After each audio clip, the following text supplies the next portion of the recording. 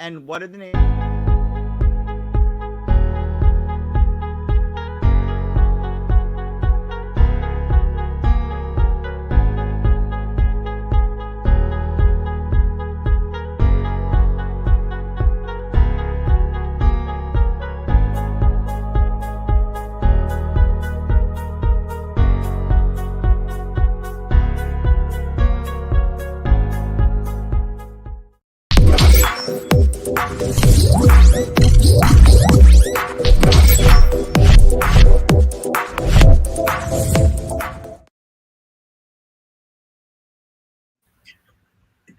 From the keyboard to the boardroom, this is Business of Esports podcast after show.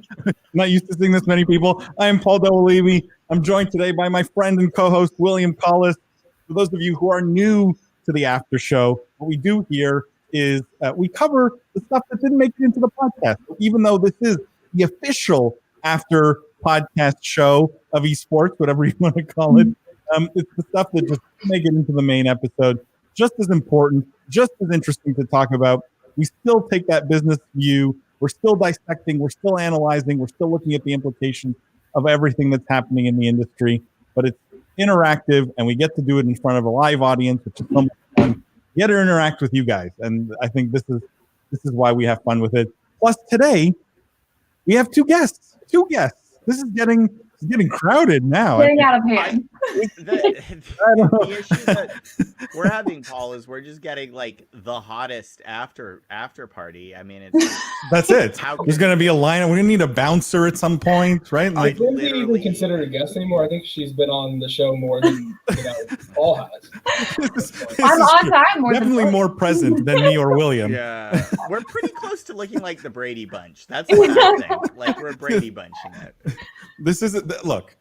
Let's face it. We've got the greatest podcast on the planet, in the history of this planet. We've got the greatest after show. It's no surprise that we have the greatest guests. Jeff Cohen, for those of you who are new to the podcast, maybe have not seen him on the after show or on the podcast, one of the smartest guys in the entire esports industry, is head of IR at Esports Entertainment Group. And he's also appearing on this week's podcast episode. So you guys will get to hear more from him tomorrow when the episode drops. Lindsay, as always, our regular on the after show.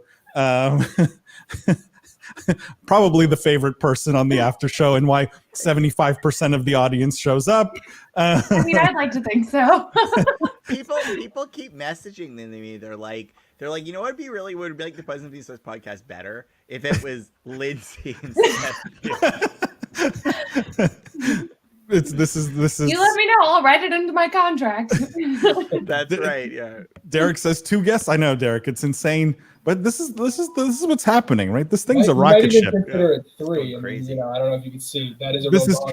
There's a real dog in the corner. So. Jeff, introduce our 5th guest, please. This is Bradley the Bulldog. So.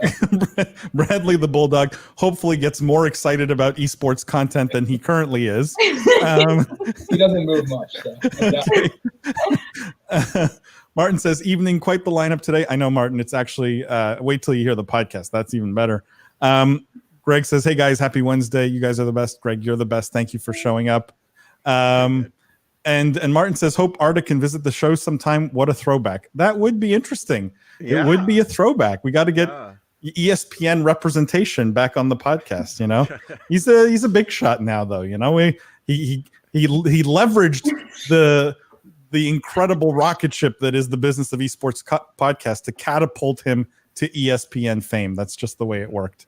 He'll be back one day. Chris says Bradley the Bulldog joins the cricket crew with paws. I'm hoping there won't be too much noise tonight. I don't think I have to open the window. I think he's finally cold enough.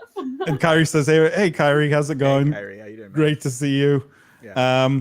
Guys, look, we got so much stuff to cover today. I don't want to waste too much time here. I don't even know. Yeah. Can I just tease the podcast first? Because I usually like to do that. Sure.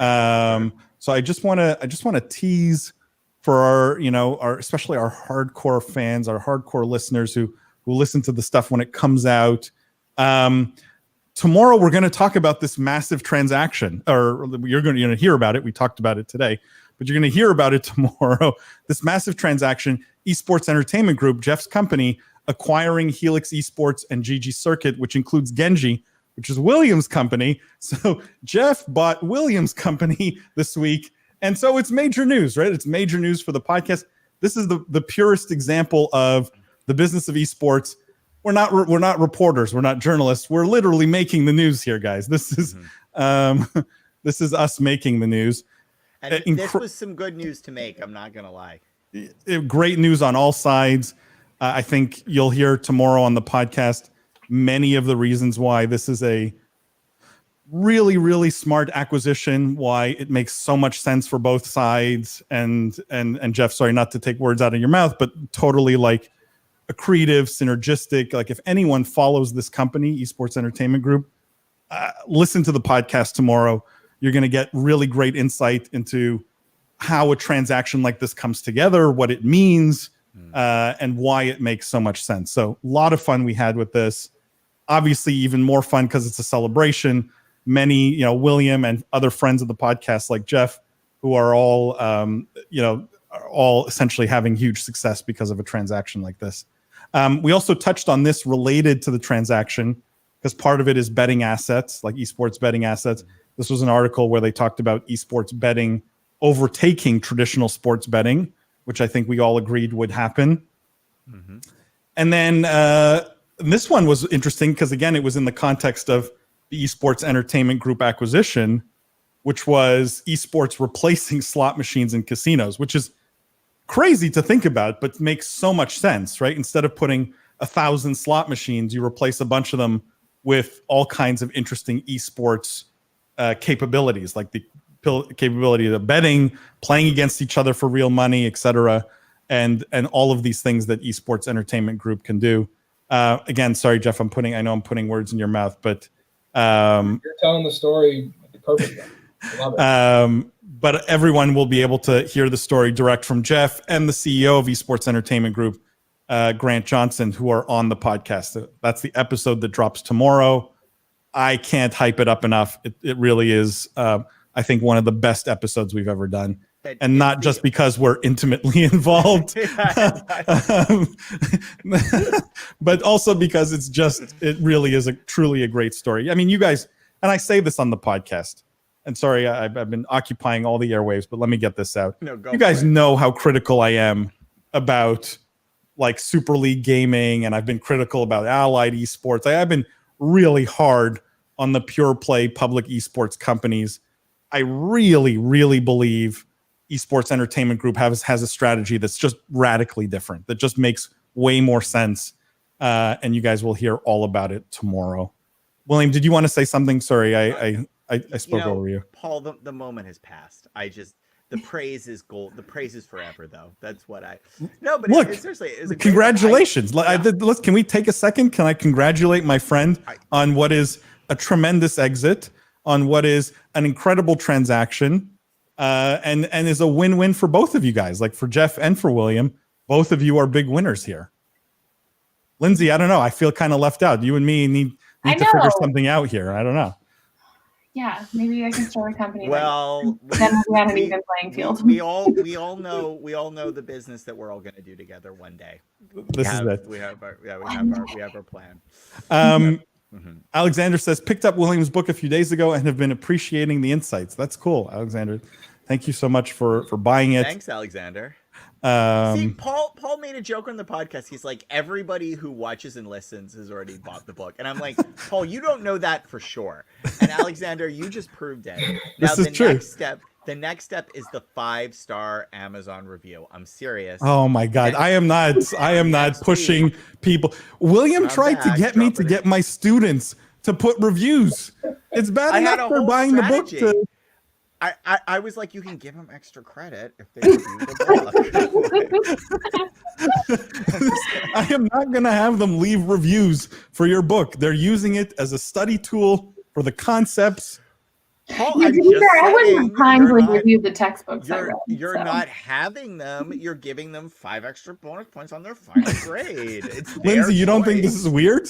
to try and get your students to review the textbook? It's very weird. And if I had to review textbooks, I wouldn't have been nice. This is true. It's extremely weird. It's extremely weird. But, okay, let's jump into something. By the way, this we also talked about on the podcast, so we're not going to do it today. Well, But this was $100 million investment from Tencent into a Chinese esports company, by the way, that does mostly content and events. Again, reinforcing how major demand there is for content. It's a recurring theme, but I keep coming back to it. Let's talk about mobile gaming. Start there. It's another big transaction. This was from Reuters.com. Mobile game developer and publisher Scopely raising $340 million in its latest round of funding. So this was led by Wellington Management, New View Capital. The valuation doubled to $3.3 billion. And this is just after the round they did only a year ago. So they've raised another $340 million. And I mean, a $3.3 billion valuation on a mobile gaming company. Now, they have some really sort of big hits on their hands. They have Marvel Strike Force. They have Star Trek Fleet Command. They have Scrabble Go. And their revenue in 2020, they say, is going to exceed $900 million on just these mobile games. William, Lindsay, Jeff, whoever wants to start here. We make fun of mobile gaming. I think at least I do, and maybe William to a very small degree. But is this not the biggest round of financing we've seen in mobile gaming, ever? I don't know. Have we seen bigger than this? We've seen some big ones in mobile. I don't know if this is the biggest, but it's the insane thing to me is is the value? I just kind of want to step back. No, the valuation's $3.3 billion, right? Yeah, but then you look at $900 million of revenue and you go, the multiple's not that crazy. 3.5. Yeah, the multiple that's not crazy for a mobile gaming company. I think there's two things to take away here. I think one is we're oftentimes hard on mobile on this podcast because it's not what we would consider pure gaming, and it's arguably not esports, right? Definitely, and we're the business of esports. But some of them are. Well, yeah, we tell Call of Duty Mobile and PUBG Mobile that, Hearthstone, Paul. Hearthstone, tell Hearthstone. That's the original mobile esport. We might win the world championships in that year, this year. But that the reality is it's huge on the and. This is 3x revenue multiple, and this is not. I'm guessing this is not a high capex business where 70% of this is eaten up with real estate. This is, this is probably a relatively profitable enterprise as well. Still, the thing for me is just the Star Wars test that I always do. Is this worth 1.5 Star Wars? And I don't know. I love that this is your consistent benchmark. William, I'm also pretty sure Star Wars sold for $4 billion. So okay, all right, whatever. Okay, so is it 0.75 or 0.08? Yeah. Not that disproves your. I love your Star Wars test. Forgive me on the precision, but the point is the Star Wars test is I don't know. It's just which would you rather have, a Scopely or a Star Wars? Because the thing that makes me nervous about these types of businesses is the IP isn't owned by the business, right? They're not saying Scopely Strike Force, it's Marvel Strike Force, right? That doesn't mean they gotta have great platforms, great tech, great monetizable gameplay, but I always get nervous when fundamentally entertainment companies don't own the underlying entertainment IP. Because it has they're vulnerable to pressure from the licensees and from the licensors, which is real. I guarantee you Disney is not a friendly licensor, right? That's one. But two is it means they're vulnerable to market disruption, right? Just because they're doing well right now, if you don't own the underlying IP, that's the bulwark that protects you. So, I have some concerns here. But as Jeff said, it's a 3x multiple. You can't argue that much. But Jeff, I'd love some expansion on that. Do you think this is does this look like a juicy target to public game publishers or other public, gaming companies? Well, I think at this point their next move is probably to IPO. This is they've done a tremendous job this year. And, you know, I know some of the guys at Scopely pretty well. I know Javier, the co-CEO, Henry, who actually left, but he was the head of business development. This isn't the first round they've raised. You know, this year they also bought the, you know, the Disney strike or the Disney asset, you know, Fox Next. So it's been a pretty banner year for Scopely. Now, when you're talking about the, you know, the types of investors in this deal, I mean, Wellington, they're more of a late stage. Like usually they invest in public assets. So I would imagine the next thing we see from Scopely probably is, you know, them going public. The public equity markets, particularly for mobile gaming, are pretty hot right now, you know, pretty open. We've had Skills IPO, Playtika has been rumored to IPO, Roblox, which I guess you can kind of say is a mobile game. So, you know, the capital markets are pretty open, albeit the last few days have been rough in the markets. I can attest to that with our stock. But yeah, I think that will probably be the next move for them. I mean, I think a 3.5 multiple is not that crazy. You know, I have heard in the past that their profitability is maybe not quite as high as like a Zynga, where Zynga's looking at like 20% EBITDA margins.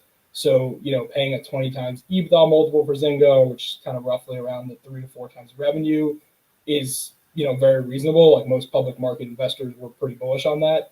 With Scopely, you know, they're closer to break even. That maybe starts to call that into question a little bit, you know, because I've heard their UA costs are a bit elevated.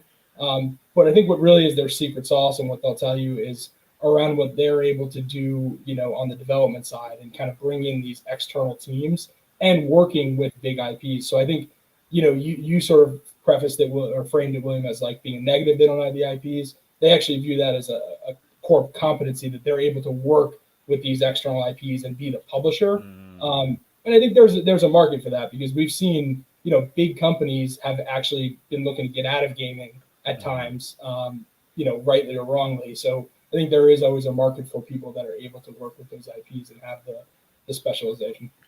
I mean, Jeff, you sort of answered Martin's question here, which is how much of the success here is them leveraging the Marvel, Star Trek, and Scrabble brands?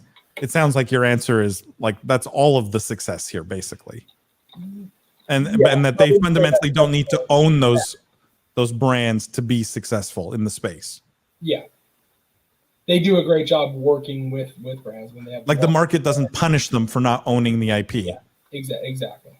Yeah, it's an interesting one, guys. You know, I always kind of chuckle at this because I think you're right. We'll probably see an IPO at a $5-6 billion valuation, something like that, you know, a year from now. The question becomes like going public just opens them up to so much more scrutiny, right? When you have this kind of gravy train of, you know, the revenues are good, the growth's there, investors are willing to put in tons of cash in private rounds at high valuations. Like, why the headache of the public market at that point? I don't know. I mean, it's a nice exit for everybody, but I feel like it creates in some cases, and maybe a case like this, more problems than it really solves. Maybe. I mean, I'm talking to a public markets guy with Jeff, so he's not going to agree with me. No, I think that's very valid. I mean, I think, you know, and our CEO Grant sometimes makes this joke, or I don't even know if it's a joke, but you only go public for 2 reasons: access to capital and an exit, you know, to sell yourself. So yeah, you know, to some extent, there's that. Guys, let's talk about this one. I know William was excited about, and Lindsay, I think you probably saw this too this week. All this controversy over one guy's tweet, and this was so funny. This is from InsideSport.co. The headline is "Esports Streamers Should Pay Developers to Stream," says director of Google Stadia. Now, just to give some context, this was this guy, Alex Hutchison, who's a creative director at Google Stadia. He tweeted this, and I'll read his tweet verbatim. Streamers worried about getting their content pulled because they used music they didn't pay for should be more worried by the fact that they're streaming games they didn't pay for as well. It's all gone as soon as publishers decide to enforce it. And his follow-up was that streamers essentially should pay developers to stream content. Now, this is in light of Twitch doing this massive takedown of content and deleting of content because people were playing music on their streams that they did not have the copyright for or license for. Lindsay, you smiled when I brought this up. There was a huge backlash against this guy, right? Google came out, Stadia came out, everyone came out and said, no, this is not how we feel, right? These are not our words. He's on his own on this one. Do you think he deserved all the hate he got? Because he did get quite a bit of hate. Yes.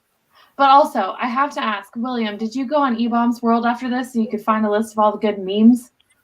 God, yes, of course. There it is! That's what I really wanted to know. That's all I do. As soon as a topical news story hits, I go back to my middle school hangout eBombs World and pull down all the latest memes because I don't know how to use social media to browse them myself. So thank you for asking. Okay, but the real thing is here, he's just completely missing the entire cost-benefit analysis that goes into publishers making these games free in a way that's like totally astounding to me. Like, they're not giving these out for free to streamers for nothing. They're not getting nothing in return. They're absolutely getting advertising and events by third-party people and interest in their game. I mean, you can't build a game without building a community. And if the game if there's too big of a barrier to entry to try to build that community, then what's the incentive to build it? I mean, William, do you agree that this is like super old-fashioned music industry thinking he's relying on? Because Lindsay's right. And if you look at the stats, the most effective form of game marketing today is influencer marketing, right? It's people streaming the game. What happened there? Valorant's launch was completely dependent on buying out Twitch for a week and a half or whatever, and we're still talking about Valorant, and HyperX just totally and Among Us and Phasmophobia and every Fall Guys and like every recent kind of. And these games have been out. Like Fall Guys had 2 years in limbo before all of a sudden streamers got. So look, but to be fair to this guy, like, I don't know, like, I don't think, it's a pretty dumb comment. I don't know how to say to be fair to him. That's I was going to try to, like, I'm okay with it. No, I guess, like, you can make the argument, like, it's like music, it should be paid for, but it's a complete conflation of the property. Like, it misunderstands where the value is created, right? And it's analogous to saying, like, well, Fox News should be paying Coke to put Coke in their commercial slots because, like, Coke is a valuable brand. It's like, it misunderstands where the value is being created. Like, in this case, the value is from the exposure. And also, there's a very good tweet that actually somebody wrote back to this guy saying, like, look, there's a core difference between this and music, which is music, I have the whole thing. Right, so I can listen if I'm sampling a song, like somebody's playing a stream, if somebody just plays a song, right, I have the whole thing. I don't need to interact with it. Because games are interactive and it's an experiential medium, this is really your most effective method of trial. It is the best free demo you can give, and you're not diluting the game or the game sales because you can't interact with you can't play the game. Like, streamers playing the game does not allow you to play the game. So it's a weird one. Let me play devil's advocate here because I think we're maybe looking at this the wrong way because I think when you guys are talking about it, you're kind of looking at it as like, oh, these big bad publishers are coming down and stealing money from these little streamers' pockets. I think the better way to look at this is there's a revenue pie, right? There is in the streaming ecosystem, value is created, and that value right now is basically split between Twitch or whatever the platform is and the streamer. Now, why wouldn't some of that pie also go to the developer that has built the game and basically built the canvas that these people are painting on and providing this value? You could make the same argument. It doesn't necessarily have to come from the streamer, but why would you say that the publishers don't have the leverage to go to Twitch and say, we want 5% from your cut? It doesn't have to necessarily come from the streamers. It can come from Twitch. Well, they do have the leverage. So that's an interesting point. Like, publishers absolutely do have the leverage, right? They could try to do it. The same way the music industry has leverage and does use it. Exactly. And it is within their rights. In fact, we have examples of this. Nintendo used to be very strict about streaming, right? There was a reason why Nintendo games weren't strict. It was they actually enforced it. They didn't like it, right? So they could do it. That doesn't mean it's in their best commercial interests, right? Like, Google could start to, give away a free apple every time you searched. It does. And in this case, I think it's just so overwhelmingly clear that getting exposure for your game correlates with sales, that a reasonable publisher, that's not where they want to try to squeeze the revenue out of. Now, I think it's an interesting point that you're sort of making. Look, could they be in a position where they're able to extort something from Twitch, right? Like, could a publisher with enough clout offer to take their game exclusive to another streaming platform?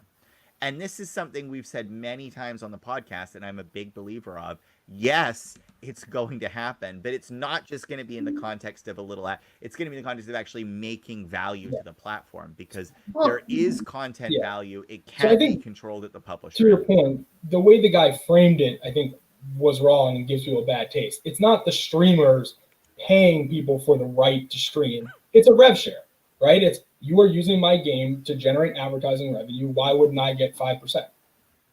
That when you frame it that way, that doesn't strike me as crazy of a thesis.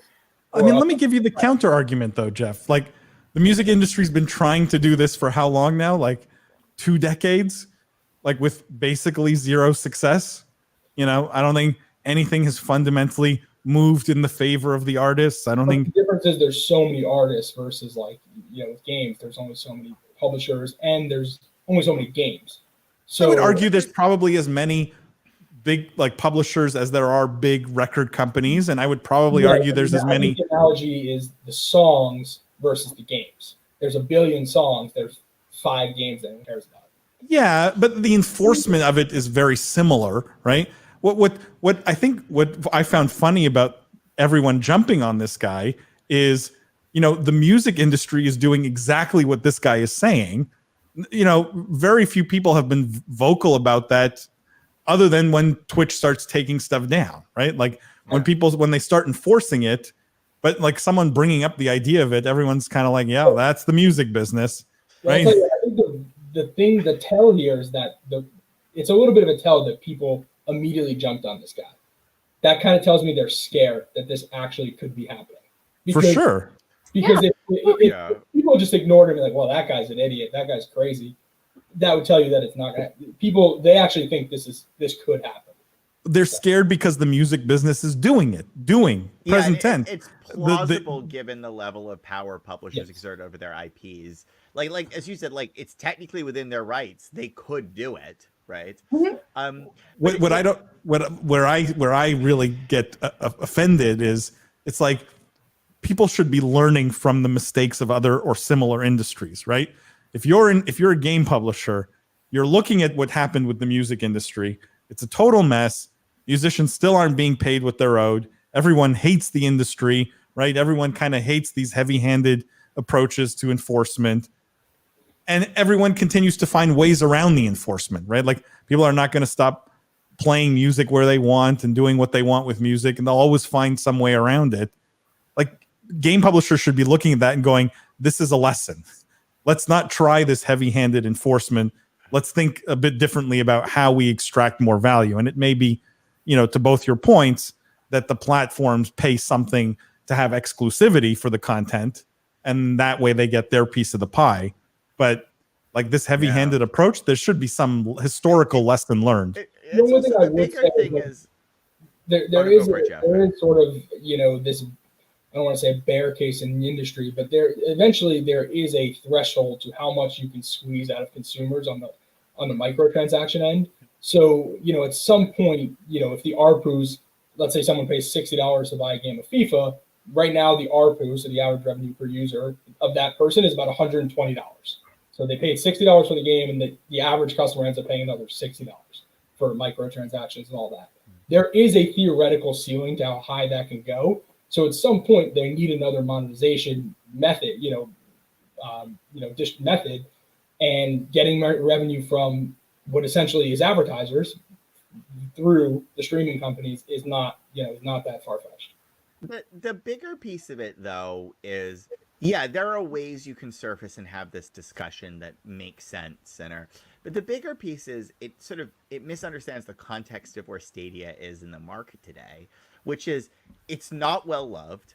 Nobody's streaming it, right? Like there's not like a line. Like This is true. it's like There is some context I here. don't talking about Stadia in any of this. Yeah, but like it also is like it's a little bit like know your business situation. Like, yes, there's things you can say and you can say them, and they might even be right. In this case, I don't think he is, but they might be right. But you don't say them when, you know, it's not appropriate. And it's one of those things where it's like, believe me, one of the things Stadia needs is more people to be streaming Stadia activations. Don't attack streamers explicitly, even if you think it's fair and valid, right? I mean, like Stadia doesn't even have a game to actually monetize. So yeah. So, William, are you implying that if it was, you know, Jeff Kaplan from Blizzard, right, a relatively beloved person in the community, right, ex World of Warcraft guy, current head of development at Overwatch, right? This is someone who is a beloved person in the industry, almost universally. If he had come out and said this, are you saying the result might have been different? That the context of this guy being at Stadia, which is kind of hated to begin with, made it worse? Well, you're setting people that are, but I think in general, like, people in glass houses shouldn't throw stones. You know what I mean? Like, this is just like, be careful. The other thing, by the way, that I take away from this, and this is nowhere in the tweet. This might be me reading way too much into it, but this is a guy from Stadia speaking, not a games developer, right? My takeaway from this is there's an implicit assumption in his tweet, which is if the game developers are worth a piece, then the platform powering the game and the tech should take a piece too, because it's a pipe that's being distributed. Like, that's his perspective and why he's talking about it. So it should be 4% for Ubisoft, 1% for Stadia, right? And I actually think that's part of the negative reaction in this, is I think a lot of us read the tweet as him asking for money from streamers, right? Like Google asking for money for streamers. And I think that is implicit in his logic. And what scares me is it's probably something that was discussed. Like, they're probably saying somewhere in the halls of Google, hey, Ubisoft, if we went out and tried to get, you know, if we cut a deal on the streaming side, if we did a streaming integrate, what it would be is if we did a streaming integrated button with Stadia, how would we split the rev share? That's what scares me about this, because that is like not the place they need to be at all. I just want to read some of these comments here, guys. Chris says EEG can add the esports version of ASCAP/BMI services to their portfolio. Chris, I'm not familiar with. Are you familiar with those, Jeff? Yeah, that's music industry regulation. Oh, really? Yeah, ASCAP BMI. That's pretty creative, Chris. I like that. We should do that.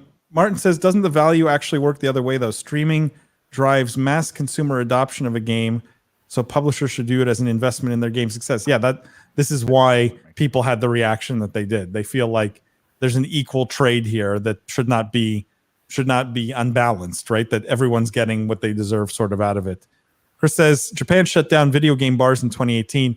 As esports grows, licensing is a huge opportunity. Yeah, the video game bar shut down in Japan was a big deal, by the way, guys. That was like a real pity. And that was literally just bars you could come in and play video games at. They're the equivalent of barcades, which we have everywhere in the States. Is that not what Helix is? Pretty much? No, it's different. It's different because the barcades, there was a totally it was like there was no distribution relationship. It was the classic consoles, right? So it was basically like the premise for all of it, and that's why I said barcades. The premise for all of it is like it's like your Nintendo 64, right? You would come in and play it. But the issue with that is all of those games were on older rights structures where none of this was contemplated. And so the publishers actually shut it down and pulled them, which was like a real pity because they were like a really cool retro business that made like the nightlife in Tokyo fun. And it was basically one publisher, Nintendo, enforcing this standard. They've been pretty antagonistic to distribution of stuff. Julian, I have no idea how this is related to anything, but Will, we need you to come back to Heroes of the Storm. Did you have like a game in progress or something? Probably. I've been so busy. I haven't played Heroes of the Storm in a while. I think Julian wants me to play Heroes of the Storm. I love Heroes. You can't make a group. Is that it? Yeah, that's exactly right. Yeah. The queue is just open forever until William comes back. Chris says, yeah, music licensing for venues. Interesting. yeah, I mean, that definitely fits within EEG owning all the Helix venues now. And potentially, one of the things we talked about on the podcast is, EEG can now go into physical casinos and have like a turnkey solution where they can have, esports in many kind of ways on the casino floor, fundamentally replacing slot machines, trying to attract a younger audience. And this might apply there as well. Alex, are you part of the Heroes of the Storm group that's waiting for William to come back? Because if so, you'll just wait till the end of the show. I'm sure he'll log on after. The queue will pop only once William gets off. I can't believe people actually. This is how busy I've been, Paul. Like, you can tell when I'm really slumped at work because there's no HOTS. That's like because there's only just enough people to make one game, one server. That literally, and so they're all in here waiting for you. They're just like, well, we can't. Blizzard's like, we can't turn on the computer until there's 10 of you. That's not how it works. It's like those old carnival operators, like, well, we're not going to start the ride until we have 50% capacity. So, everyone who's here to wait on William getting back on Heroes of the Storm, we apologize. You'll make it through the show. You'll have some fun, and then William will get on. I promise you. Let's move on. This was a story that was requested. Actually, it was sent in to us. I think Adam Riedthaler requested it. I don't know if he's in here right now, but I can't actually even show it. I'll only because video doesn't work here. But let me show just the kind of the screenshot. This was Microsoft had sent out for their Xbox Series X launch, essentially Xbox refrigerators. And so like Xbox Series X looking refrigerators. And they sent to two influencers, and one they're giving away. So there's 3 of these in the world. 2 went to influencers, 1 they're giving away. The 2 influencers that they sent to, one was iJustine, who's the woman in this photo. And the other was Snoop Dogg. And then the 3rd they're giving away, like I said. And so, Adam brought this to our attention, and I thought, I watched the video. It's a very cool fridge. It's kind of a normal fridge on the inside, other than the fact that it lights up green on the inside, like Xbox green.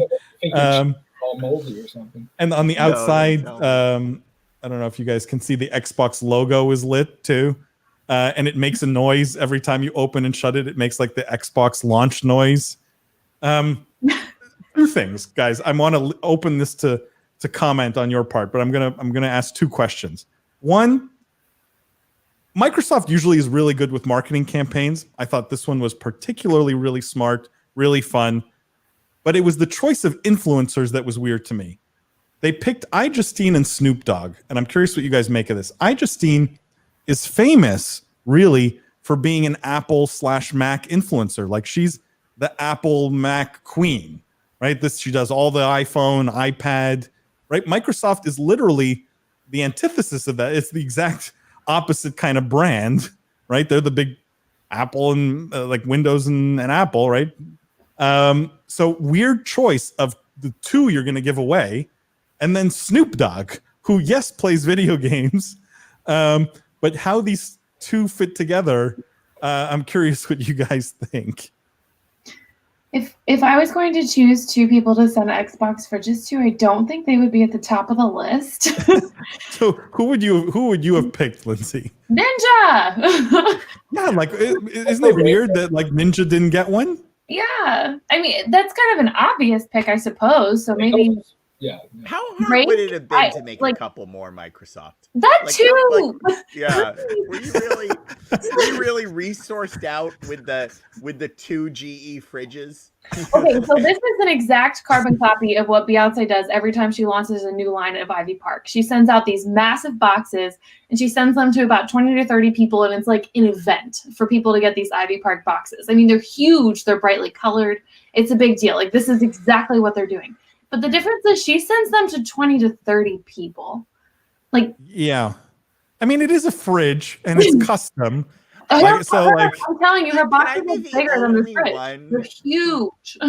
who points out, like, isn't this the criticism of Microsoft? Is they design blocky, unaesthetically pleasing, like why are you leaning into this? Like, the fact that your console looks like a fridge might not be a good thing. Like, but isn't this marketing kind of 101 brilliance here, where they own their identity in the marketplace? Like, if people are going to call their consoles a fridge, might as well make a fridge. Yeah, that I love. That's just like, I like the leaning in. Sorry, Jeff, go ahead. I was just commenting. I think it's creative, like you said, leaning into it. I mean, and plus Sony's is ridiculous. I mean, it seems like it's twice the size. So I think at least they're not worse off than Sony. I was just gonna make a joke about Snoop Dogg. Seems like he's hot these days. I mean, Corona used him as like the marquee guy coming out of COVID, which I thought was interesting. It's like you're trying to get people to start drinking your beer again after this horrible virus, and you have Snoop Dogg walking in like a robe on the beach. I don't know. Someone gets paid millions of dollars to come up with that, but it was okay. So hold on. So you and William, it sounds like, are okay with the Snoop Dogg and iJustine choices.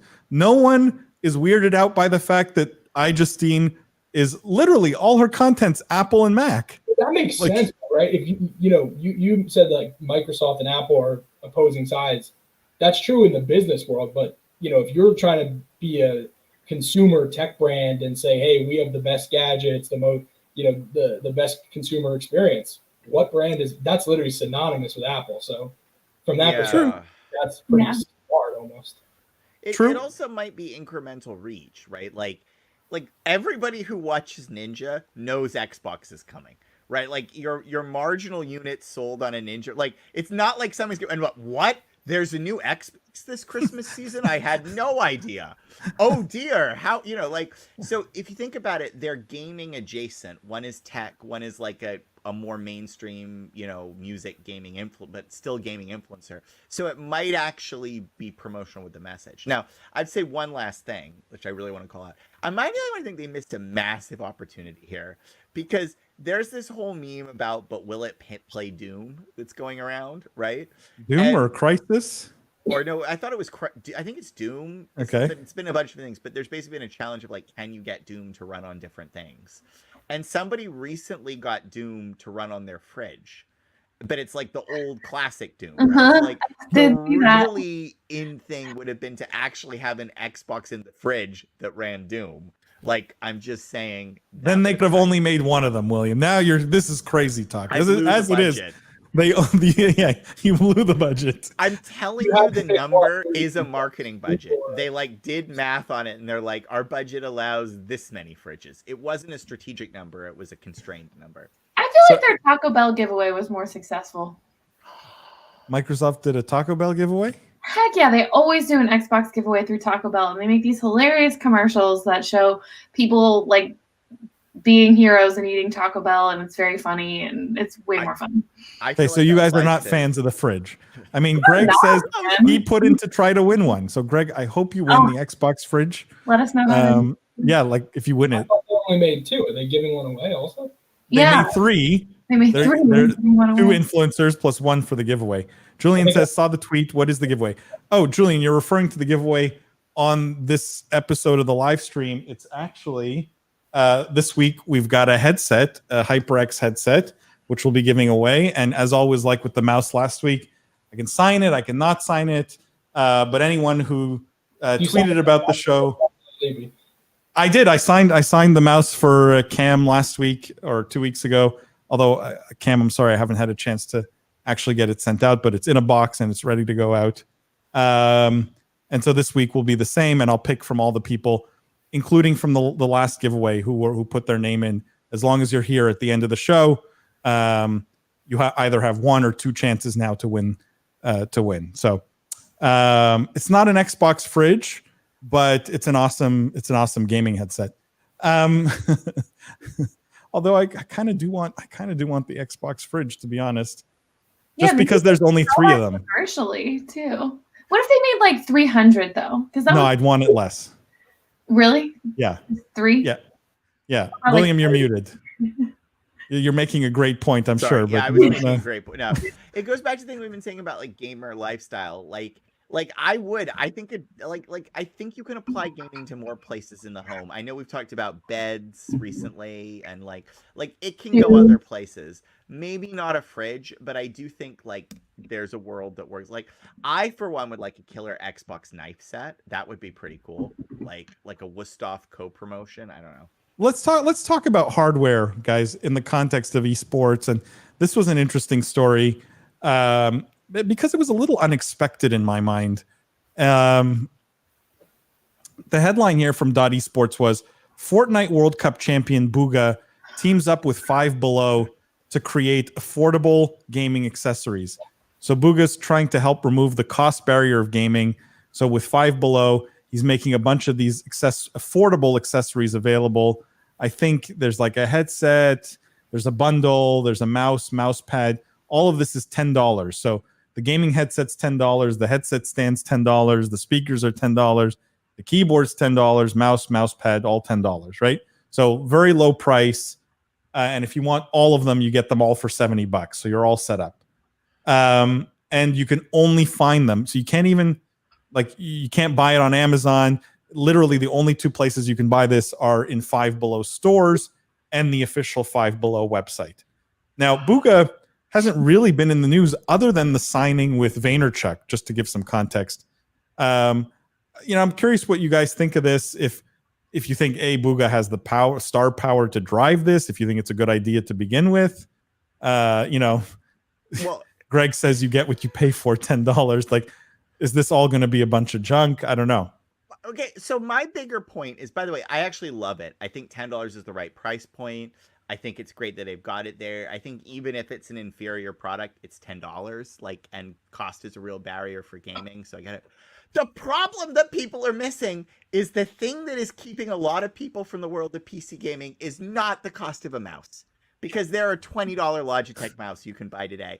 It's the PC. It's the PC. So you're saying there should have been a $10 PC in there too? Well, the point I'm making is like they're not actually like the peripherals. There were already lower cost. I guarantee you, I can get a keyboard, mouse pad combo from Logitech on Amazon right now for $20. So are you completely in agreement here with Julian William? He thinks that this is going to turn out to be a bad rep for Bugha because there's no chance that that's high quality. It's not that I don't think it's going to be a bad rep for Bugha. I think it's an admirable thing to aim for, and maybe there's an argument. Although, quite how the mouse and the mouse pad both need to be $10, it just totally shows you it's a marketing-led pricing decision, right? Yeah, but like, do the math. Like, let's reverse engineer this. The mouse or keyboard. Pick an item that's relatively complex. The headset, mouse, and keyboard are arguably the most complex, right? If they're selling it for $10, it means Five Below is probably buying it for $5, right? Yep, that's about right. Yep. And it's being manufactured, therefore, at some cost like $2, something like that, right? Yep. There's like probably $2 of cost in there. Like, how good can the headset or the mouse be if the total cost to manufacture is only $2? Well, I mean, it's a concern. Right? It's a concern. But you also might imagine that this is a milk style good for them. Like, if they want to, like, I don't think. So you're saying there's not much margin on this for Five Below? What I'm saying is this might be the sort of their bet for this might be they need to get gamers in Five Below because they're pursuing a gamer strategy. So like, CVS doesn't make a lot of money on milk. In fact, they lose money because it gets you in and you fill up the basket. The bet here, it's not totally out of whack for cost because I'm on Amazon right now and I do see $20 to $30 mouse keyboard combos. So it's like a $15 price point. What these guys might be saying is we just need to run these as a cost neutral SKU, break even, to get people in Five Below for gaming and to get them doing things. Because then they might have data that says when we're in a Five Below, we can sell X, Y, Z to them. But yeah, I mean, fundamentally, I go back to my point. It doesn't really solve the issue. The issue is the affordability of the PC, not the peripherals. There are low-cost peripherals today. And also, yeah, I wonder, like, your quality is going to be bad. Like, you can't do top-of-the-line quality. It doesn't mean it's going to be impassable, and I think something is better than nothing. But the reality is, like, if $10, like, there is an incredible demand for cheap mice right now, right? Like just like beyond esports, right? Like just like there's a lot of demand for it. If $10 mice were a good business, it would have been cracked in a bigger market than esport. It would have been cracked in like the office market, right? So for me, this has to be a loss leader skew for them. I hope that would be the strategy. Julian says, I think people will expect much more than they will get. About 1 week of use. I mean, Jeff Lindsay, Booga here was to me the kind of the weird part of the equation, which is why is he the face of low cost peripherals? Like the guy, I think won the World Cup of like Fortnite World Cup with, I think he was using a final mouse, right? Like you're talking about a mouse that's $150. Like there's a bit of a disconnect here, right? I'll give like you this answer, and you said it yourself. I mean, the only thing he's done since winning that was sign with Gary V. What do we know about Gary V? I mean, the guy is a salesman. I don't know what else he does besides shill things, and he's very good at it. So he went and probably got a very good deal for Booga, from Five Below. So good for Booga, good for Gary V. We'll see if it's good for Five Below. I think that's kind of, my thoughts on that. But like just to make the counterpoint, right? Who's gonna go buy a $10 peripheral? Like, I seriously doubt any but a kid who's into gaming in a serious way, right, knows what's out there, right? Knows that there are more expensive peripherals out there. I disagree. No, stick with me for a second. Like the buyer potentially here is more a parent, right, than the kid. It's the parent who goes in and says, oh, my kid's into gaming. Like, this is such a cheap way to get him all kinds of stuff, right? I don't know. I don't know if the kid's going to be like, please, mommy, buy me the $10 headset, not the $100 headset. No, I do think cost is an issue. Kids don't know about money. Kids don't care about. They care about Booga's, Fortnite. Great, and the mom's like, okay, that's also great because I save money. So I don't think. I think you're maybe giving a little too much credit to the kids who know the difference in a great mouse and what Booga has. Booga won the Fortnite World Cup. That's all they know. They see Gary Vaynerchuk make some great commercial about how this mouse is cheap, but it's amazing. And then the kids are like, mommy, I want that one. Everybody kind of wins until the mouse breaks, and then nobody wins. I saw a different kind of marketing campaign, right? Like I saw Dr. Lupo with his two kids like, hey, it's expensive to kid everyone out. Go buy a $10 mouse, for your kids. And I'm the parent. I don't know.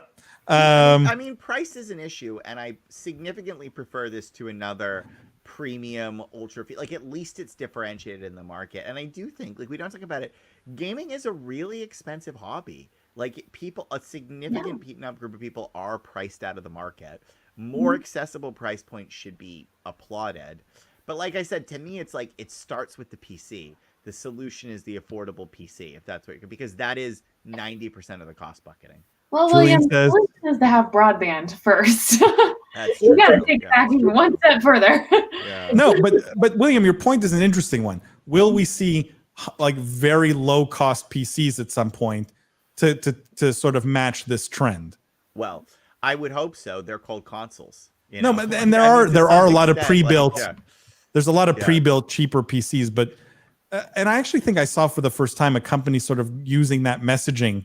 I don't remember the name, light PCs or something like that, light gaming. Yeah. But like where it's like, hey, we're the value brand.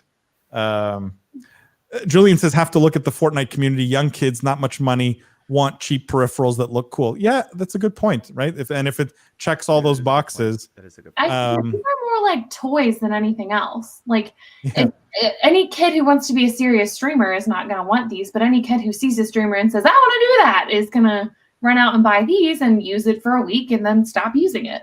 Yeah. It's a toy. I think this strategy makes a lot more sense, the low cost differentiated strategy versus taking a really high end mouse, sticking Ninja's name on it and trying to sell it for $20 extra. But that strategy, Jeff, has proven to work. Final Mouse sells out every time. I listened to an episode where you talked about specifically that strategy did not work. But maybe for mice it did, right? Like Final Mouse proved that you could charge $125 for a mouse and people would eat it up. Okay. Because if That's they the think it difference makes them 1% better, they'll buy it, right? That's the. Were they buying it? Were they buying it because the mouse was better, or because was it extra because of Ninja? I guess is my point. Yeah, I don't know if the Ninja thing added much to it. I think people buy mice in that $100 plus range because they believe it could make them 1% better. So what I'm trying to say is, if you are that company making that mouse, why stick Ninja's name on it and give away 10% of your revenue? You're right. I don't think you need to, but you do, I think, need pros using it to give it legitimacy. You will get extra revenue because you put Booga's name on this cheaper model. I get it. Yeah, I see the point, and I agree with that. Cam says many consumers know that you can't buy quality for that low. Seems really weird.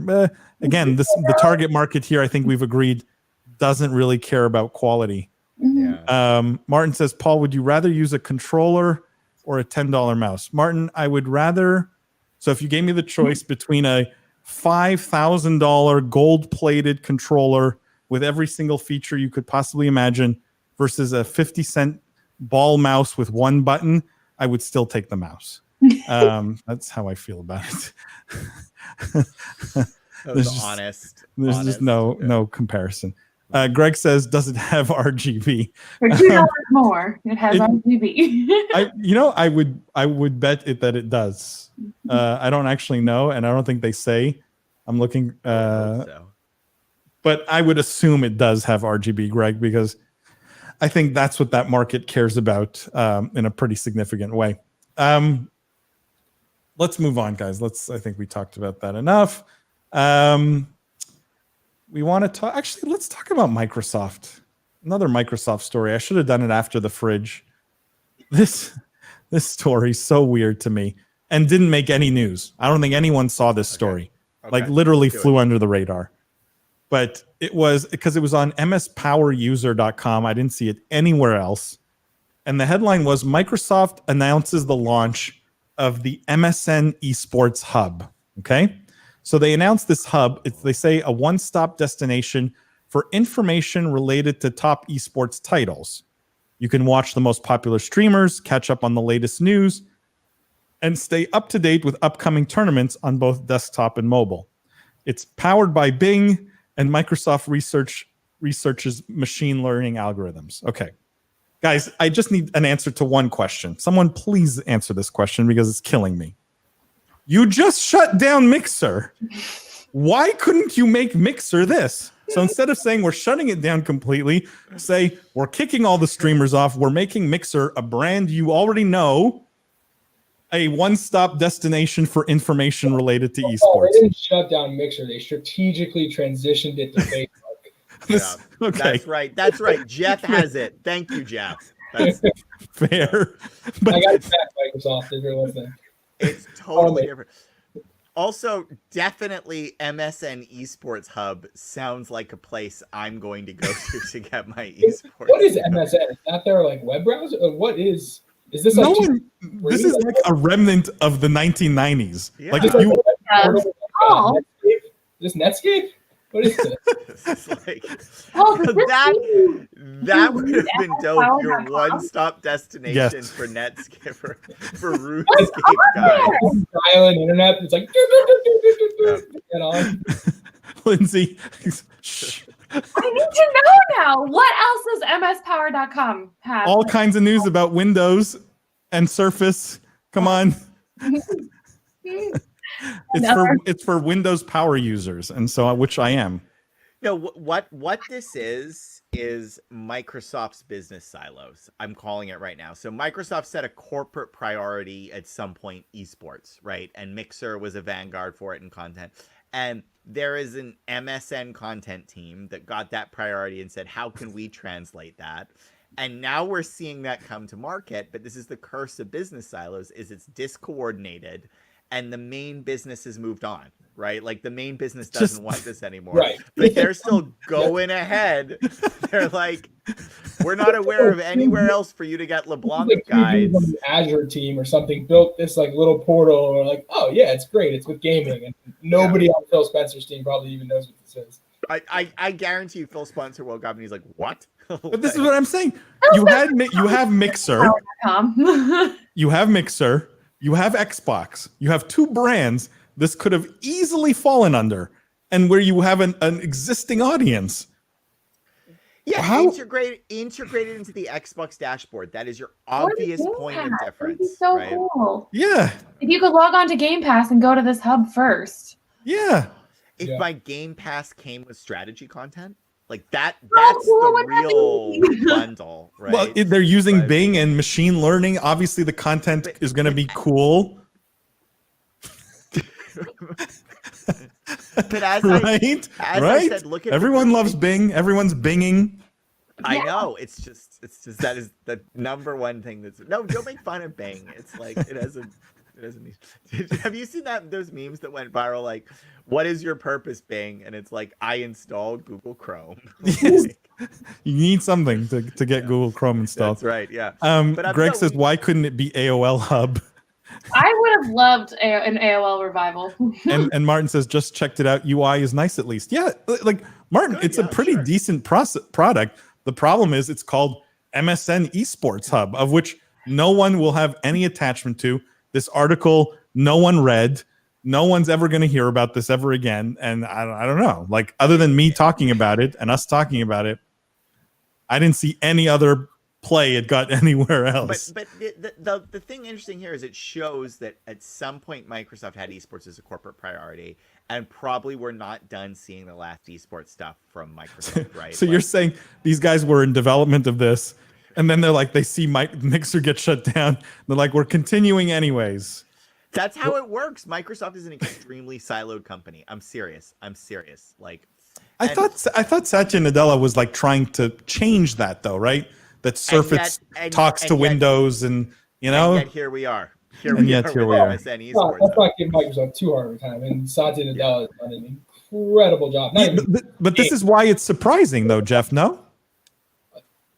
Yeah, but I think in the grand scheme of things, I don't think that Microsoft shareholders were terribly disappointed with this with their investment. No, this is not a high-profile launch for them. This was never going to. I would say this more slipped through the cracks than anything. Okay, so to anyone watching, if MSN Esports Hub will be something you regularly check, I would like to know.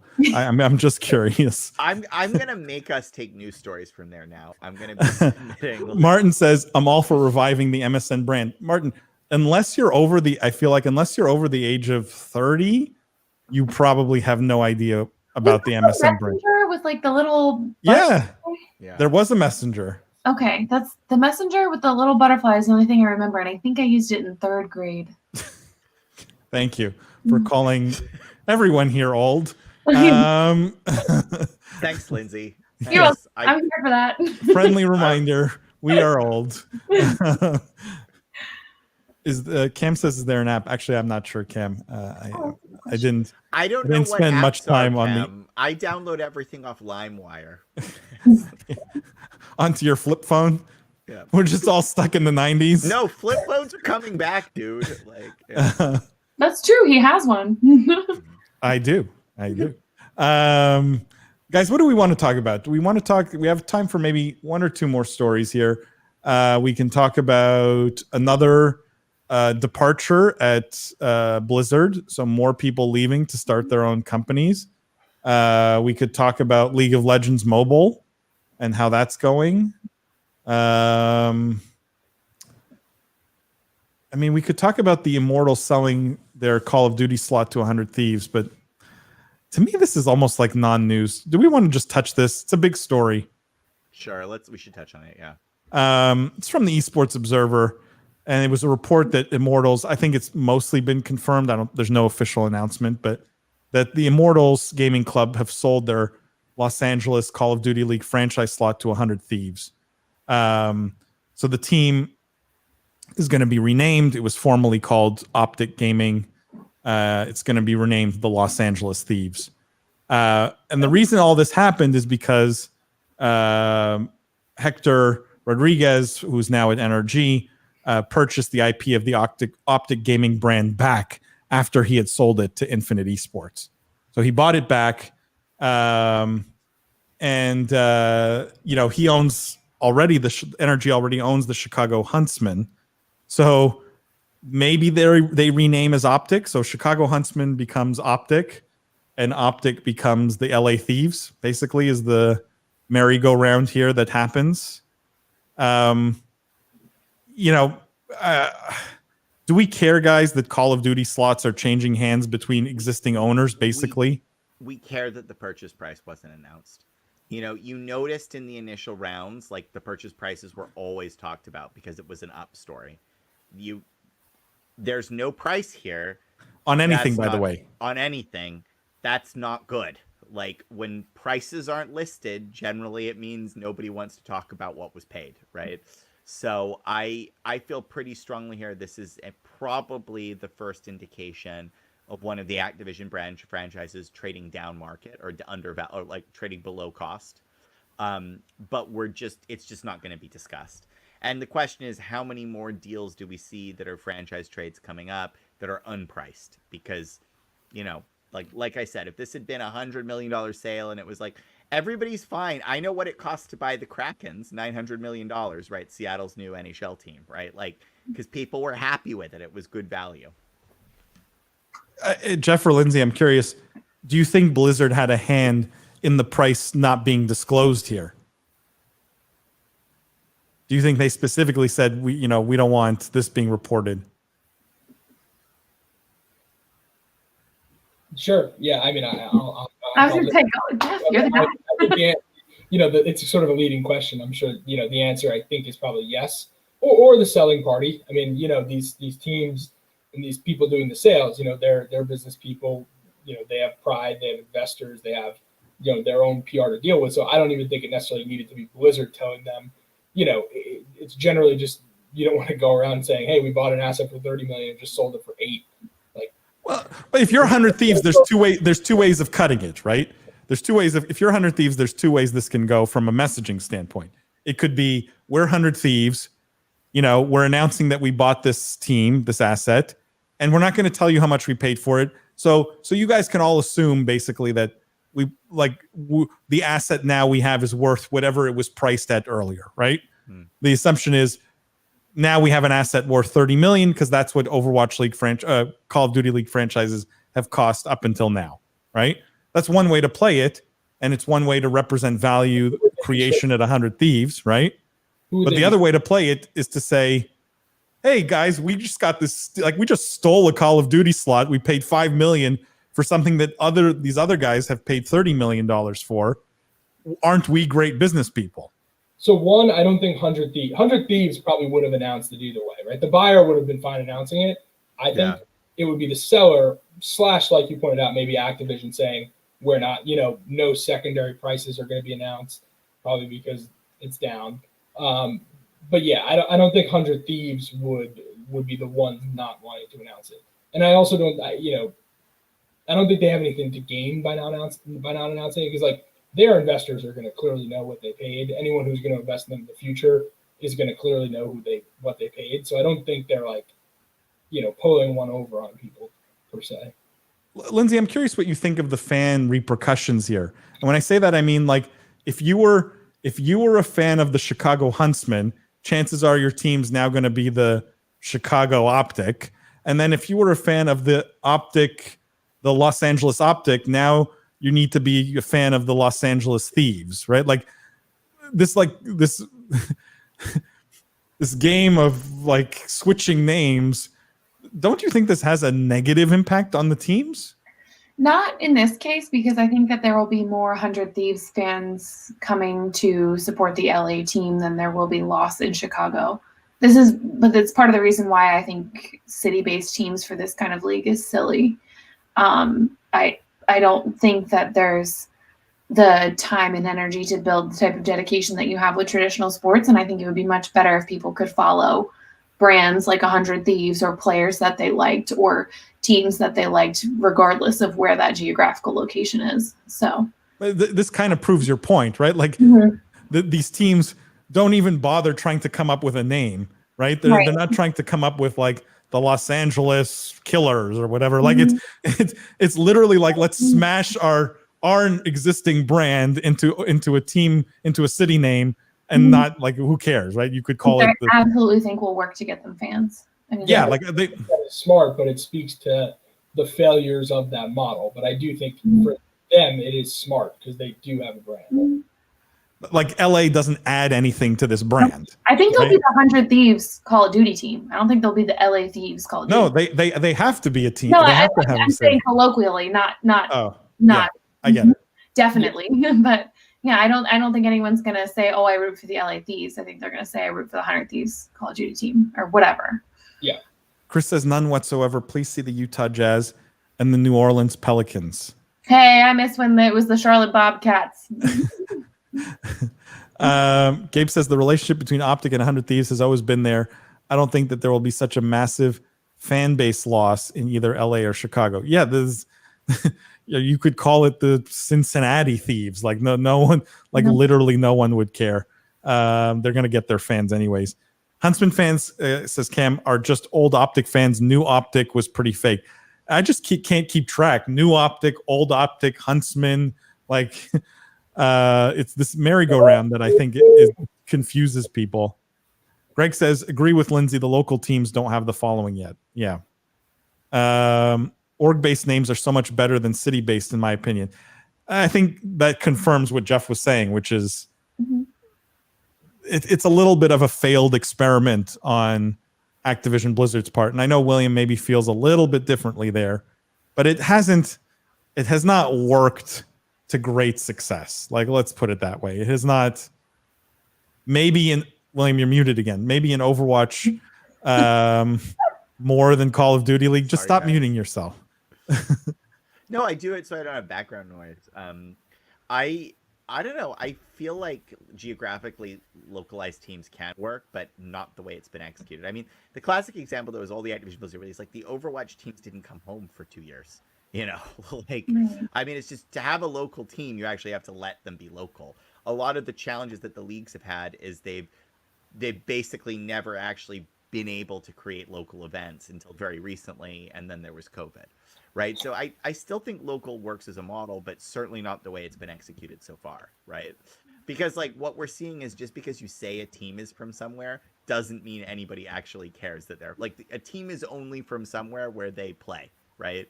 And, you know, that it really hasn't happened in any of the AB leagues very much. What do we want to end on, guys? We want to end on, and I'm asking our viewers here before we do our giveaway. Do we want League of Legends story, or do we want an Activision Blizzard sort of personnel leaving to go start something new? What would you guys rather hear about? I will wait 2 seconds for an answer while I make sure we're set up here for the giveaway. No strong feelings one way or the other. I don't care. Jeff, you should pick. Yeah, Jeff, go ahead. What were the two? Activision Blizzard and League of Legends Mobile? Yeah. Two topics. Man, I think I'd like to hear your two arguments around Activision Blizzard, because I know you guys have gotten butted heads in the past around the direction of the business and stuff like that. So let's go with Activision Blizzard, because everyone knows League of Legends Mobile. That's a big deal, but I feel like you've covered that a lot. Craig says Activision departures could be a weekly segment now. It should be a weekly segment. Yeah, exactly. It's like the most depressing note to end on. Yeah. It's depressing, but it's also kind of like, how everything we're made of is, all the atoms in our body are essentially formed in stars, right? And when they go supernova, all these elements, light elements, heavy elements, get scattered throughout the universe, right? You had this brilliant star in Activision Blizzard that created all the great games, all the great IP. And now that it's going supernova, right? Little bits of it are everywhere now. Where did you come from? That's like a metaphor I would make. It's just we're spending too much time together, William. We are. That's like literally, it was like, is he going to go with this? Is he going to say heavy and light elements? It's a little bit meta, but I think, Paul, your point is salient. I mean, it is probably good for the industry, because, on this podcast, and even the last time I was on, we talked about, you were all bemoaning the fact that none of these big companies take risk anymore, and every game is the same. It's all a sequel. So, the more we have these people who have done well and made it and want to go start their own thing, I'm sure the people that are, like Mike Morhaim's next game is probably going to be something creative, something different. It's not going to be what Bobby Kotick wants. It's not going to be Call of Duty 17. So as an industry, I mean, we should applaud that and we should be happy for that. As an investor, I think the model that Activision has and, EA has is less risky, probably a better business model. But, if I were a VC, yeah, would you want to sprinkle some money into some of these different businesses? Sure. I think some of them will be hits. A lot of them will be failures. Some of them won't even come out. But I think it's great for the overall industry, and, people that like games should be thrilled about this. But yeah. But Jeff, this is an interesting question for you specifically, and let me just give the story 2 seconds, but the question for you is more interesting than the story. So this is it's Chris Metzen, who was the visionary at Blizzard on games such as Warcraft, Diablo, StarCraft, and Overwatch.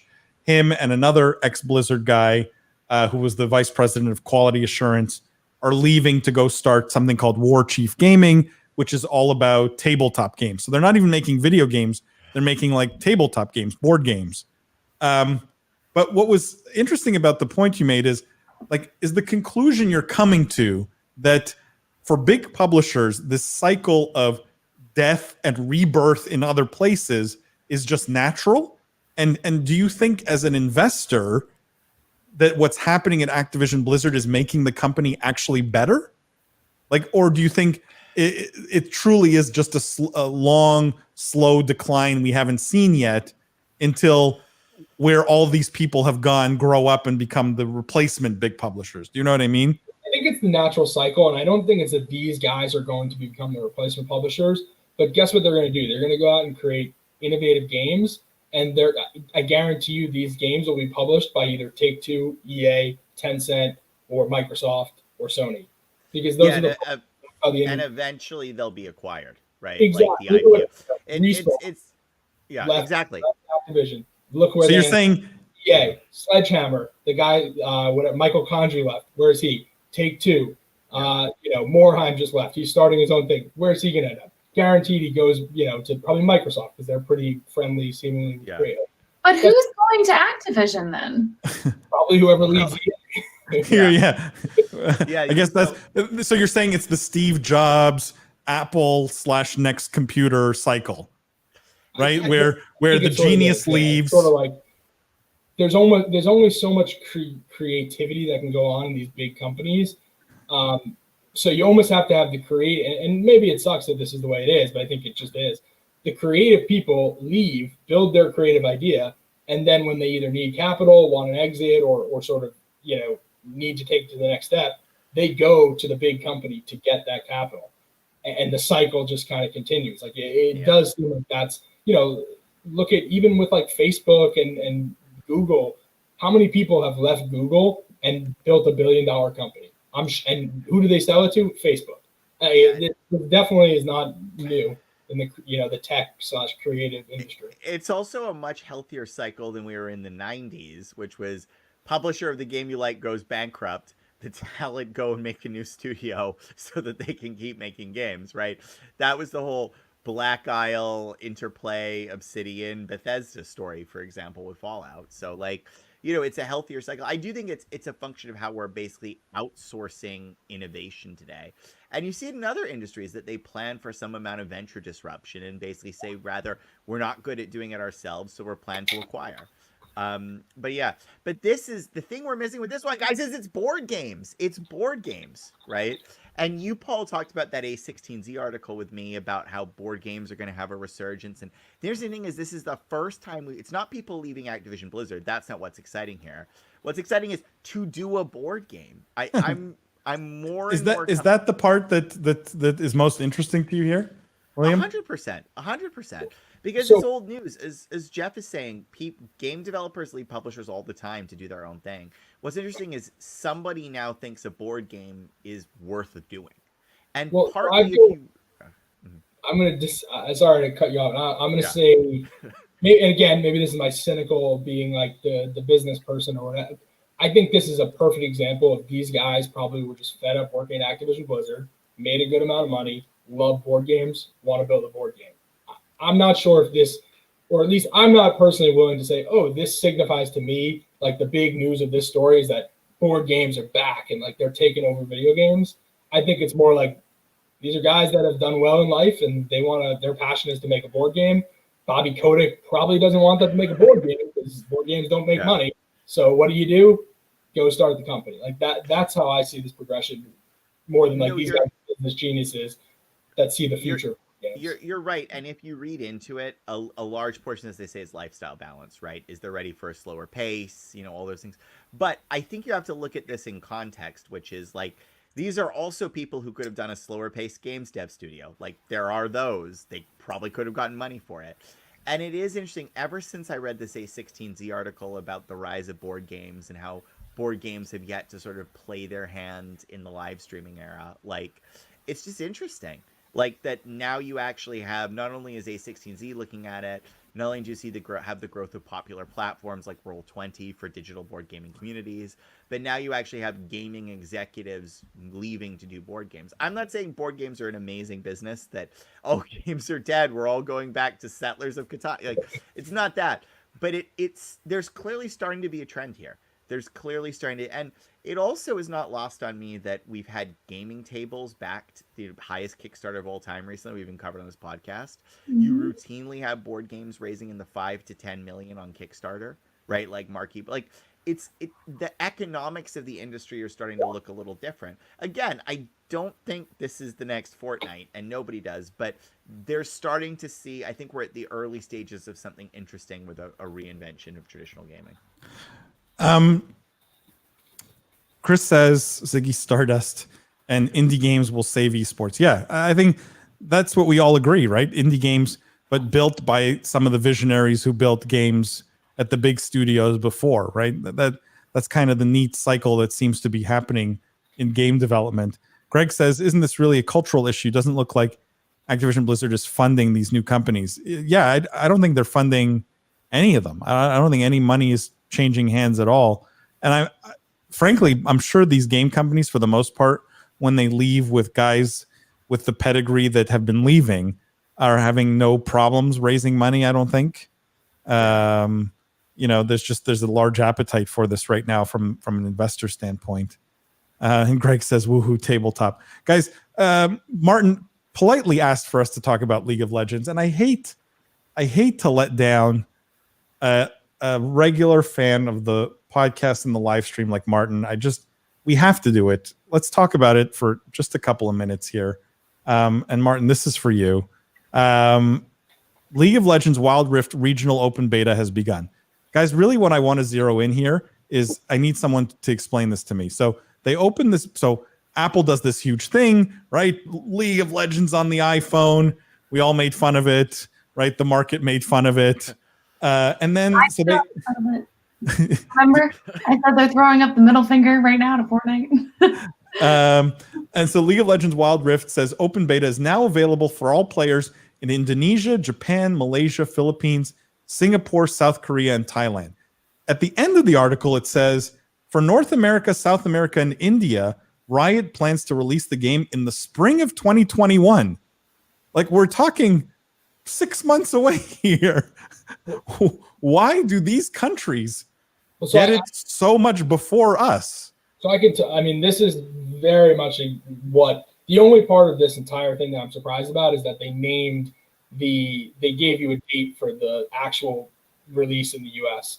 This is very common. All these companies, when they're doing mobile, they will often, they put it out in Thailand, Philippines. It's all just technical testing. So, you're basically making sure the game works, doesn't break people's phones, there's no bugs. Then you start putting in your monetization. That's usually when you'll do a Canadian beta. So Australia and Canada, that's when they start putting in monetization. So you can basically see, because mobile, and maybe it's different at Riot, because Riot's a little different than some of these mobile publishers, but a company like Zynga, a company like Scopely, it's all basically UA arbitrage. It's how much does it cost to get a player? So what's your cost per install, and then what's your lifetime value? So until you know really what those two numbers are, you don't really know how much you can spend against the game.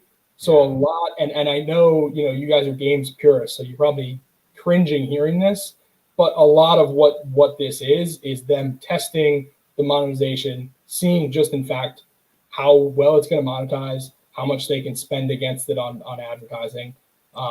You know, and that informs all their models that they're going to do when they launch it here in the US. So that's maybe that was too cut and dry of an answer, but you know, this is very Jeff, I love the insight. The question is, do you think it doesn't, do you think, and there's great reasons there, right? They test the game, they make sure it works, they're fine tuning the monetization, right? All good things for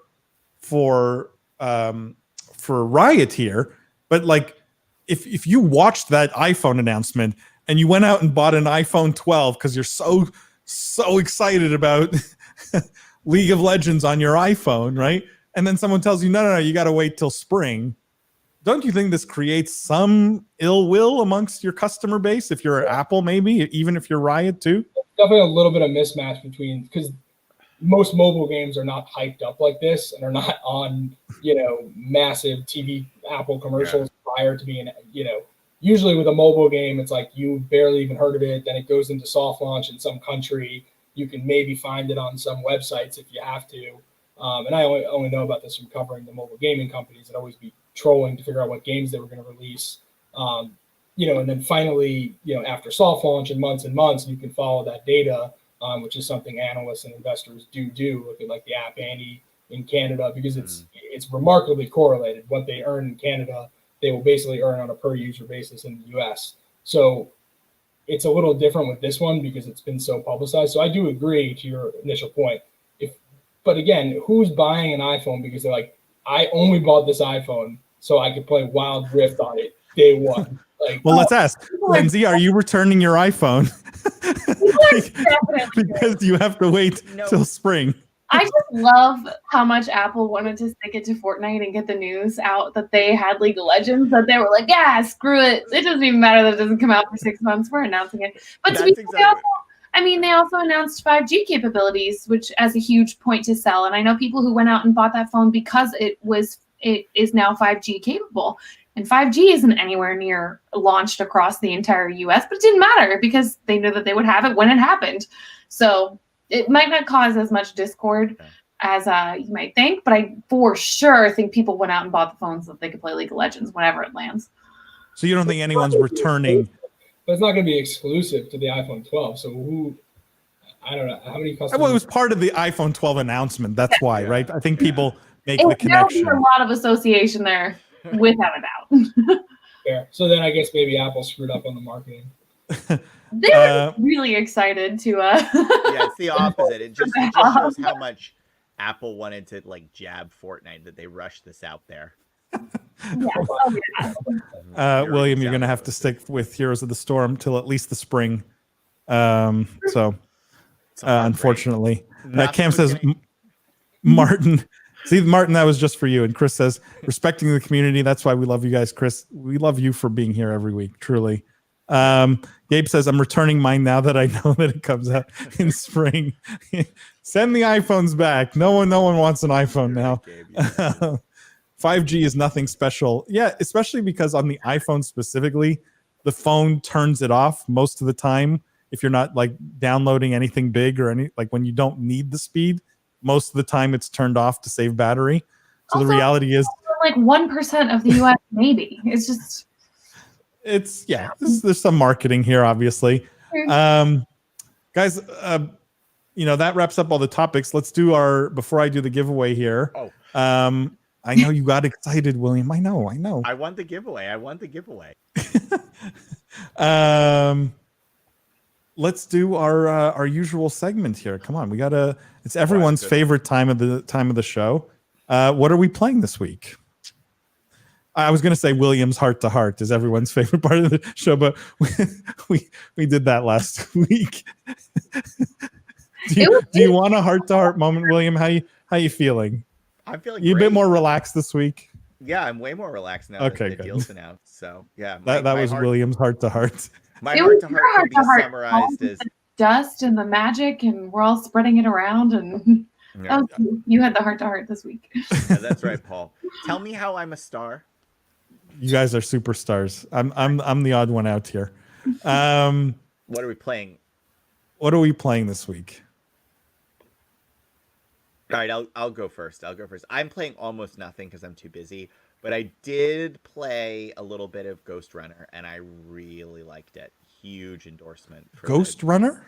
Yeah, it's a new release. It's basically like a momentum speed game where you're a cyborg ninja and you have to like run through. It's gotten very good reviews. It's like all synthwave. It's kind of like a Is it a side scroller? No. It's a first person action game. Okay. But it's more about movement mechanics. It's like Mirror's Edge, basically, but like with a sword. And when I loved Mirror's Edge, don't even get me started on how much I like Mirror's Edge. But yeah, I wanted to try that because I generally like those games that are kind of integrated with music and have kind of a novel premise to a traditional atmosphere, a traditional gameplay. And in this case, it's all about the precision traversals from a first-person perspective. So, big fan. Interesting. Jeff, what have you been playing? I know you had a busy week, my friend. So. I'm going to lose my credibility because the only game I ever play is Madden. So that's always that's always one. your answer. Jeff, you can always come on because I never have a good answer to this either. I know a few other games. I tried with my wife to play Red Dead Redemption, and we literally didn't get past the first. We couldn't like figure out how to get past like the first scene where he goes into the shed. Couldn't get into the shed and stopped playing that. That was it. I'm not kidding. She might be watching this. Dare I say you got the wrong game? You purchased Red Shed Redemption. Come on. That's a horrible person. But I am quite good at Madden. I have one roommate from college that I play with like once a week or once a month, and then I play online from time to time as well. But yeah, I know that kills my street cred here, but that's kind of my go-to. I'm a hardcore Madden player. Lindsay, how about you? Okay, so I did something really fun this week. What did you do? I to share. I didn't play, but I started getting into GTA 5 role play. Oh my God, seriously? Yeah. I love watching that. I truly love watching that stuff on Twitch. Like all the, the courts and the traffic tickets. So what kind of character, what's the role of your character? And I haven't created a character yet. I'm strictly in the watching and collecting information phase. I'm not sure who I want to be. Here I thought we were going to get the character and the role. I'll keep thinking about it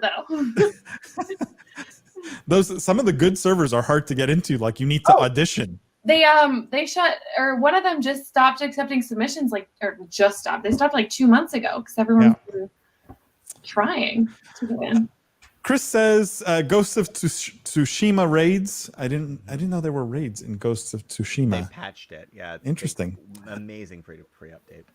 Gabe says I've been having PC issues, so I'm playing nothing this week. Sorry to hear that, Gabe. Adam says William wants to win the giveaway. William is not eligible to win the giveaway. William got a big deal this week, so William's just fine. I don't. He doesn't need the giveaway. It's for you guys. Drum roll. I need to add that, Martin. Seriously, it's like the one I don't have, and only because my go-to is the sad trombone for William. I mean, it's the one I have memorized. Needed, Martin, there's never been a need for the drum roll because I've never said anything worthy of it. Chris, congrats, professors. Big things. Yeah, thank you, Chris. This week was big. I will say for all of us, it was big for all of us because all involved in some way. Julian says playing Valorant. I feel like there's been a resurgence in Valorant recently. I thought it was sort of going the wrong way, and I think William and I have noticed both the resurgence there. League, Risk of Rain 2. My Valorant team is crushing it. First team in the world to qualify for First Strike, so we're doing very well. Oh, really? Yeah. Was that the Turkish team? The Turkish team. Yep, we based in Turkey to play the regional game. So very cool. Mirror's Edge on crack. That was Professor has great taste. William. They're talking William about has peculiar taste in games. He's true to him, right? Like he's not gonna pick your Call of Duty, right? He's gonna pick the games that are art, that are really well crafted. I think it is good taste. Cuphead and new Pokemon DLC. Cuphead, that's that one. That was like that one had its moment. I'm surprised people are still playing it, Martin. But I've heard it is quite difficult. Halo for Halloween, Star Wars Squadrons 2 probably. Star Wars Squadrons a really good game, by the way. If you like that kind of game, it's even better in VR. Adam, if you get a chance to play it in VR, very, very cool. Can't talk about Cyberpunk being delayed. That was a big story. Do you hear what Shroud said too about Cyberpunk? No, what did he say? He says it's not going to live up to the hype. Well, can it? No game could live up to that hype. Look, I'll be honest, and I know the chat's going to hate me for this. I was not the biggest Witcher 3 fan. I did not finish the game. Mostly because I don't like single player games. I play it, like I played it because the game was decent, but I did not finish it because after like 10 hours of single player, I'm like, give me a head to click. That's like, this is not, there's only so much I can ride this horse around. You should try reading the book then. Roach, Paul. Called Roach. From a business perspective, I think they're in a lot of trouble. I mean, their valuation is just nuts. The CD Projekt guys? It's worth more than Ubisoft. Is it really? Is there a public valuation that? Yeah, it was worth like 8 or 9 billion. Jeez, which is nuts. Like, how many copies of Cyberpunk do they have to sell to justify a valuation? Like 60 million copies in the first year, which is like 3 times what Red Dead Redemption sold. It just, for a single player game, it seems nuts to me. But, look. The tweet I put out when they said they delayed it again was blame Stadia. Like, if you're developing for 9 platforms, we could at least cut it down to 8 and save some time here because no one's going to play this on Stadia. But I didn't have a take other than that, really, because it's not something I'm like looking forward to. So I wasn't so like hurt by it. I think I don't understand why people are so hurt by it. They want to get the game right. Would you rather some buggy mess at launch? No, if you read the tweets about it, a lot of people take time off for these games. So they've actually put in for vacation for work, and now they have to reschedule. So that's a lot of the frustration. I honestly think if you read the social stuff, thank you, eBums World, for helping me here. That tends to be the focus. Julian, you said enjoy tuning in. Thank you guys for the show. Julian, wait 2 seconds. Because you're in the giveaway here. So let me do that. Let me do that, guys. And then we can finish the chit-chatting here. Big screen, Paul. Main screen yourself. Main screen myself? Yeah. Why? I don't know. I don't know. I thought it was more dramatic. I'm just talking. I have another window open here. If people need confirmation of the validity of the goings on here, there's no. What software? What do you use? What's that? How do you actually pick who wins? So basically, to be eligible, you had to like and retweet either on Twitter or on LinkedIn. And so everyone who did, their name goes into a hat, basically, and gets picked at random. Pretty simple. So you have a virtual hat. That was what is there like a software program that does that? Yeah. So I have a virtual hat. And there's no funny business here. It truly picks at random. This is all legitimate. It's all, I have the auditors from Deloitte. What's that? Yeah, PwC. With the winner here, and the winner is, I will say, oh man, I will put this up. The winner is Julian. So I don't know, Julian, if you're still here, but totally legitimate win here. I will put it up so you guys see. Are you serious? And believe me, hang on, I'm going to put it up. This bird there, yeah, this sorting hat here. I don't know. Magic hat seems to have, Yeah, there you go. Seems legit. Whoa. Totally legit. All right. I'm there. My random picker. So Julian, the best way to do this, find me on LinkedIn, add me on LinkedIn, give me an address to send it to. And if you want me to sign the box or sign the headset or whatever, it's totally sealed right now, obviously. So if you want me to sign the headset, I'd have to open it. But if you want the box signed or whatever, just let me know. And I'll try and get that and the mouse sent out this week. So find me on LinkedIn and give me the address where it's going to. And congratulations, guys. I'm super happy that, regulars and people who are here relatively often are winning these, because that means a lot that your viewership is rewarded.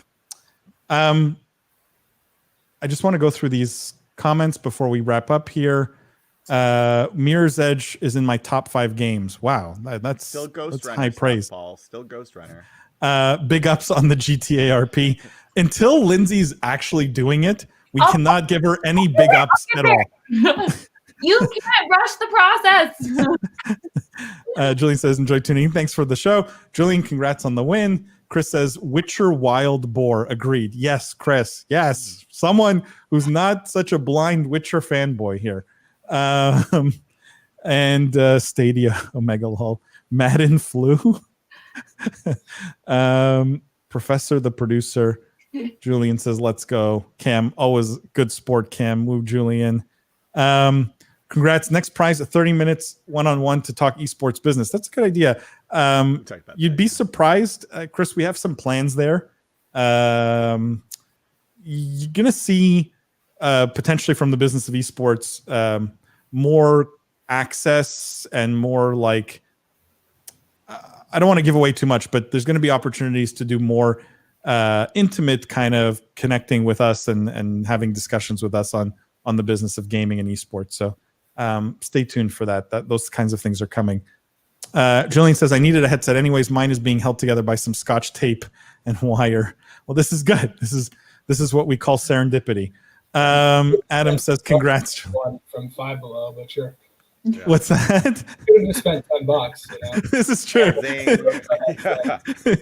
This is true. $10 at Five Below. Martin says, did you mention 2 giveaways this time? Martin, I know we said that, but it's going to get pushed back to next week because I'm trying to get this guy over here to do some oxygen stuff. Actually, I got the okay to do it, but we didn't have time to work. I got the okay. We didn't have time to work it into this show, but next week we will. And so I haven't forgotten, and Lindsay continues to remind me. So we will not forget. And the beauty is your name goes, like, if you attended this show, I keep your name in the hat. And so if you retweet and like the next show, you have twice as many chances of winning. Do you see what I mean? So better to keep doing it because the chance of winning gets higher. Chris says, do your thing. You guys are doing it right. Thank you, Chris. I appreciate that. Guys, on that note, that wraps things up. Thank you guys, as always, William, Jeff, Lindsay. This was probably the most fun I've had doing this in a while. I think we should have all of us all the time. I mean, I don't know why we don't. But stay tuned, guys. Tomorrow, the podcast. So good. You guys have to listen to the podcast tomorrow. Esports Entertainment Group. You have to go check it out. Go bug Jeff on LinkedIn. Everyone go at him. Go harass him on LinkedIn. Make sure you ask him a bunch of questions about what Esports Entertainment Group is doing, because I really do believe, and you guys know how critical I am, how quick I am to call something hot garbage. This is exactly the opposite of that. This is a really, really exciting story that I recommend everyone digging into. And as always, the Wednesday night live streams keep coming back. We really appreciate you guys. And on that note, we will see you guys next week. Thank you.